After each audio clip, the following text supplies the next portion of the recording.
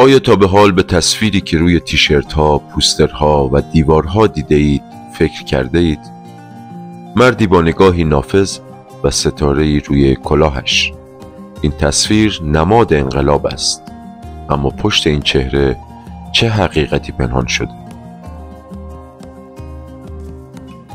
ارنستو چه گوارا، متولد 1928 در آرژانتین، دانشجوی پزشکی بود که بیشتر عمرش را به جنگ و انقلاب گذراند تا درمان. در سفرهایی که به آمریکای لاتین رفت، فقر و نابرابری او را به فکر فرو برد و کم کم جرقه‌های کمونیسم در ذهنش روشن شد. در مکزیک با فیدل کاسترو آشنا شد و به جنبش مسلحانه علیه رژیم باتیستا در کوبا پیوست. او یکی از مغزهای متفکر عملیات چریکی بود و پس از پیروزی به عنوان قهرمان انقلابی شناخته شد. اما ماجرا اینجا تمام نمی شود. چه گوارا پس از انقلاب ریاست دادگاه‌های انقلابی را به عهده گرفت. دادگاه‌هایی که به اعدام‌های بدون محاکمه صدها نفر انجامید. بعضی‌ها می‌گویند دست او به خون مستقیم افراد زیادی آلوده است. منتقدان او را بیشتر جلاد می‌دانند تا ناجی.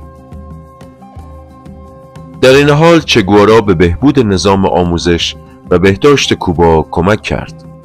کلینیک ساخت، سوادآموزی را گسترش داد و حتی کتاب نوشت. تضادی عجیب، کسی که با یک دست می‌کشد با دست دیگر درس می‌دهد. اما او از سیاست‌های شوروی هم ناامید شد. از کوبا فاصله گرفت و دوباره اسلحه به دست گرفت تا انقلاب را جهانی کند. اول به کنگو رفت، بعد بولیوی، اما این بار انقلابش خریداری نداشت. در بولیوی توسط ارتش محاصره و دستگیر شد. آخرین کلماتش خطاب به سرباز اعدام کنندش این بود: شلیک کن ترسو. در 9 اکتبر 1967 چه گوارا کشته شد و از همان لحظه اسطوره شد. سالها بعد بقایای جسدش به کوبا بازگردانده شد. او اکنون در آرامگاهی با شکوه در سانتا کلارا دفن است، جایی که مردم هنوز برایش گل میبرند. اما سوال اینجاست: واقعا برای چه کسی گریه میکنند؟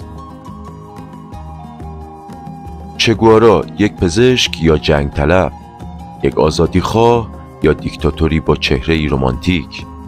پاسخ به این سوال فقط به یک چیز بستگی دارد: اینکه کدام قسمت از تاریخ را بخوانی.